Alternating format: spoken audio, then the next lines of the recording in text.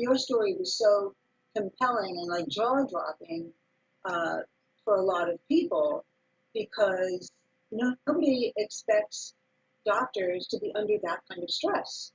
And I was wondering if you wanted to talk a little bit about how you found this as your passion, your way of giving back to the world. Okay, that's a good question, and it's a difficult one for me, honestly. Even after all this time, I have a hard time, publicly sharing my story. And one of the reasons is that, we were trained as doctors never to show weakness. We had this Superman complex or Lone Ranger complexes, which was basically we can do anything on our own. We never had to ask for help or get help. And so for me to tell a story about my burnout, which essentially would be interpreted by many other physicians as a weakness or a failing, has been very difficult. But it's something I think that's very important for doctors like myself who've gone through burnout to share their stories so that other doctors understand that this is normal Yes. in today's world, and that that there is a positive benefit to burnout. That burnout can do two things. One, it can motivate you to change your life in a way that um, fulfills your needs and brings your life back into balance. And the other thing about sharing your story is it's simply supportive of the other doctors out there, so they know they're not alone. So here goes. Here's my story, basically. Uh, it happened about 3.5 years ago. I was a senior partner in a radiology medical group of about 14 radiologists, and we had a successful practice. And just like most doctors, I was working about as hard as I could. Um, and then we had some economic setbacks in the business and ended up having to sell the practice to a national corporation. So what happened is we basically lost control of our own practice environment. Our workload almost doubled. So we ended up working basically 12 hours a day and on weekends. And at the same time, the leadership of this organization really was not attuned to the needs of doctors. It was a very economically based leadership. And so that's another factor in doctor burnout is the quality of the leadership or um, the organization that you work for. It makes a big difference. If you don't feel supported, it's not helpful. And what happened to me basically is I got more and more frantic trying to do a perfect job with less and less time. And I started getting pretty depressed. And actually, I went to see a professional about that depression and was actually being treated. And then what essentially pushed me over the edge is that my marriage of 30 years started to fall apart. My wife hired a really rough lawyer who kind of raked me over the coals. And it was just one more stress I couldn't deal with. And I started finding that I was more depressed and anxious. I wasn't sleeping.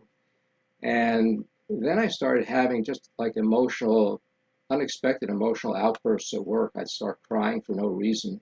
Now, fortunately, I worked in an office by myself, so I could close the door so nobody else saw what was going on. But I was literally emotionally falling apart. And then one day I finally I made the decision to go home and take my own life. I know it seems kind of drastic, but there are 400 doctors a year that do that, so it's not that Wow. unusual. Wow.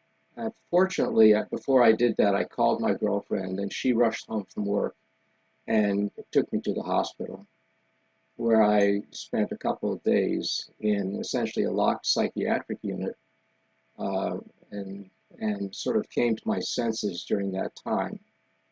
And after that, it was a long road to recovery, but I had a lot of help, a lot of professional help. And after about a year, I'd emotionally stabilized enough to start thinking about, well, what am I going to do with the rest of my life?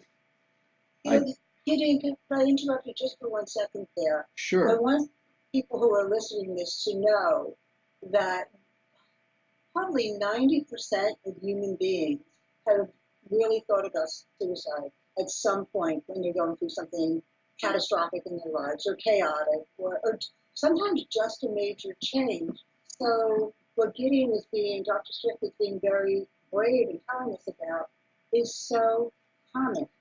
And you don't expect it to happen with the doctor because of the training, but we all go through that. We all go through that. And the the vulnerability and strength that you're sharing here just really inspired me personally. Yes, and it's not an unusual story, unfortunately. As I said, about 400 doctors a year take their own lives, and it's a tragedy. I mean, that's the equivalent of, 2 or 3 graduating medical school classes every year. That's a huge loss, not only to the individuals and their families, but also to society. Tell us more about the transition for you, how you went from, that crisis point to your own healing, to deciding that you wanted to be the coach for medical practitioners. Okay. Well, basically, once I'd recovered adequately, I actually went back to my medical group and asked them if I could start working again. And interestingly, they said no. They said your medical condition, depression, even though it's treated, represents a risk, a legal risk to the medical group, and therefore you can't come back. And they were justified in doing that. Whether or not that's true is a good question, but regardless, that avenue of employment was gone pretty much forever because nobody's hiring 60-year-old radiologists. So then I started looking around at what I could do that would give me a sense of satisfaction that could still utilize, my years of training and experience. And I don't know exactly how, but I came upon coaching. And to me, that just was like, a light bulb moment. And I said, yes, I can do something useful. I can take advantage of all these years of medical practice and experience and do some good, not only for individuals, but for society as a whole. And so I got really excited about it, and I'm still very excited about it. I think it's very important.